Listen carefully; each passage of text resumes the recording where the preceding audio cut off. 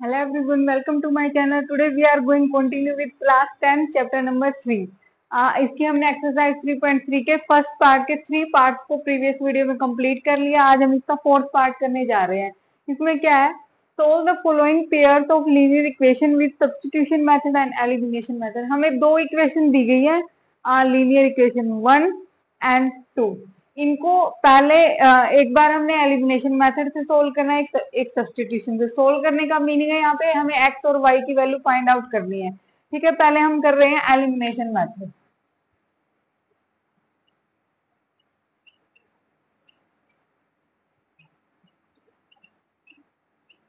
इसमें हमने पहले इन जो इक्वेशन है उनको सिंप्लीफाई करना पड़ेगा क्योंकि ये फ्रैक्शन में दी गई है। ठीक है, तो जैसे जो हमारी फर्स्ट इक्वेशन है,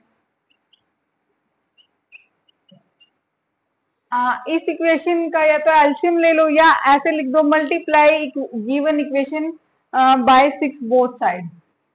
मल्टीप्लाई गिवन इक्वेशन में 6 से मल्टीप्लाई क्यों कर रही हूँ, क्योंकि 2 की टेबल में भी 6 आता, 3 की टेबल में, तो दोनों कट जाएंगे। Multiply given equation by 6 both side. तो ये क्या हो जाएगा, जब मैं यहाँ 6 से मल्टीप्लाई करूंगी, 6 मल्टीप्लाई एक्स बाय 2 इस टाइप से हो जाएगा।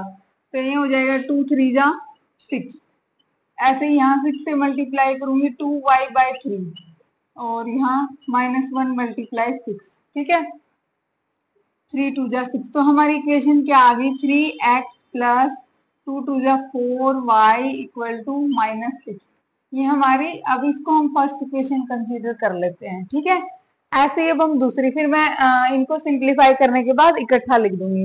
अब हम ये वाली इक्वेशन ले लेते हैं, x माइनस एक्स के नीचे 1 लगा लेते हैं क्योंकि कुछ नहीं है, y बाय 3 इक्वल टू 3। ठीक है, तो देखो इसको सिंप्लीफाई करने के लिए नीचे 1 और 3, अगर मैं 3 से मल्टीप्लाई कर दूं पूरी इक्वेशन को, नीचे से 3 कट जाएगा यहाँ पे। मल्टीप्लाई गिवन इक्वेशन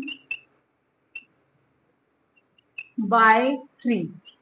ठीक है, तो इसको जब मैं 3 से मल्टीप्लाई करूंगी, x by 1 -3 multiply y by 3 equal to 3 multiply 3। तो हमारी इक्वेशन आ गई 3x माइनस 3 से 3 कैंसिल हो गया, y equal to 9।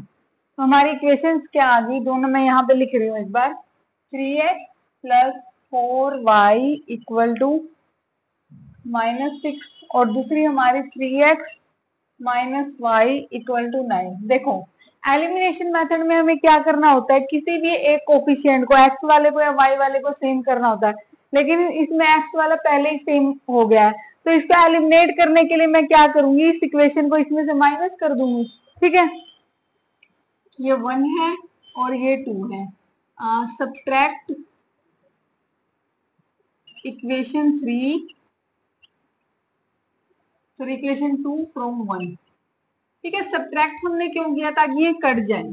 3x plus 4y equal to -6। ऊपर वाली इक्वेशन सेम रहेगी, नीचे वाली के क्या हो जाएंगे, साइन चेंज हो जाएंगे। ये माइनस है तो प्लस, ये प्लस है तो माइनस। 3 से 3 कट गया, 4 और 1 हो गया 5y और 9 और 6 दोनों हो गए 15। दोनों माइनस के तो ऐड होंगे लेकिन साइन माइनस का रहेगा और y यहाँ से आ गया -15 बाय 5। तो y आ गया -3 यहाँ से। ठीक है, अब हमें x की वैल्यू फाइंड आउट करनी है, तो y की वैल्यू फर्स्ट या सेकंड में से कहीं भी पुट कर दो। हमने सेकंड में पुट करी, put value of y in equation 2 we get. तो अगर मैं इक्वेशन 2 में y रखूंगी 3x माइनस y है जैसे, तो y यहाँ पे क्या आया -3 इक्वल टू 9। तो माइनस माइनस हो गया प्लस इक्वल टू 9। तो 3 को हम उधर लेके जाएंगे, 9 माइनस 3 तो 3x इक्वल टू 6। तो हमें x निकालना है। अब ये 3 यहाँ मल्टीप्लाई में उधर जाके डिवाइड में हो जाएगा, 6 बाय 3, 3 2 जा 6। तो हमारी क्या क्या आई है, मैं साइड में लिख रही हूँ, x हमारा 2 आया है और y हमारा -3 आया है। ठीक है, ये हमारा हो गया एलिमिनेशन मेथड। पहले इन इक्वेशन को सिंप्लीफाई किया, फिर एक कोफिशिएंट को x या y को एलिमिनेट कर दिया, तो इस तरह से हो गया। अब हम इसको सब्स्टिट्यूशन मेथड से करेंगे और हमारा आंसर सेम आना चाहिए। ठीक है, तो ऐसे ही सब्स्टिट्यूशन मेथड में भी इनको सिंप्लीफाई करना पड़ेगा। तो मैं यहां तक इसको सेम ले लेती हूँ। अब आगे हम इससे आगे करते हैं। यहाँ पे मैं लिख देती हूँ सब्स्टिट्यूशन मेथड। यहां तक का पूरा प्रोसेस सेम रहेगा, दोनों का, एलिमिनेशन का भी सब्स्टिट्यूशन का भी, क्योंकि मैंने इक्वेशन को सिंप्लीफाई, इससे आगे थोड़ा अलग रहेगा। क्या एलिमिनेशन में मैंने क्या किया था, बस सीधा सब्ट्रैक्ट कर दिया था, लेकिन इसमें सब्स्टिट्यूशन में हम क्या करते हैं, किसी एक में से एक्स या वाई निकाल दे। तो देखो यहाँ वाई का कोफिशिएंट 1 है, मैंने आपको बताया था सब्स्टिट्यूशन मेथड में जिसका कोफिशिएंट 1 होता है ना, वैसे तो आप एक्स वाई कुछ भी निकाल सकते हैं, लेकिन जिसका कोफिशिएंट 1 हो ना, अगर आप उसको निकालोगे तो आपके लिए इजी रहेगा। ठीक है, find value of y from equation 2।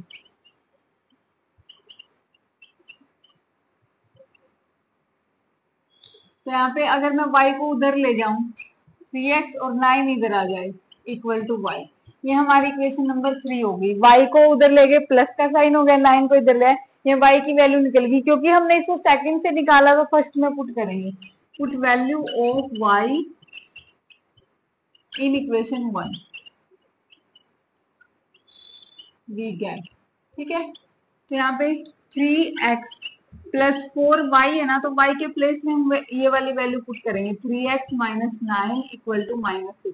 तो 3x, अब 4 3 जा 12x, 4 9 जा 36 इक्वल टू -6। अब कॉन्स्टेंट टर्म को हम एक साइड रख लेंगे, 12 और 3 हो गया 15x, और 36 उधर जाके क्या हो जाएगा, प्लस का हो जाएगा, 15x इक्वल टू 30। तो यहाँ से x हो गया 30, और ये 15 इधर मल्टीप्लाई में, तो उधर जाके डिवाइड में हो गया। तो यहाँ पे x की वैल्यू आ गई हमारी 2। ठीक है, अब हम क्या करेंगे, x की वैल्यू इस थर्ड इक्वेशन में पुट करेंगे और y निकाल लेंगे।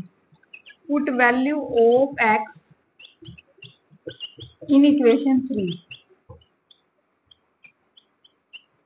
ठीक है, तो हमारा क्या है, 3x माइनस 9 है, तो x की वैल्यू यहाँ आई है 2 माइनस 9 इक्वल टू वाई।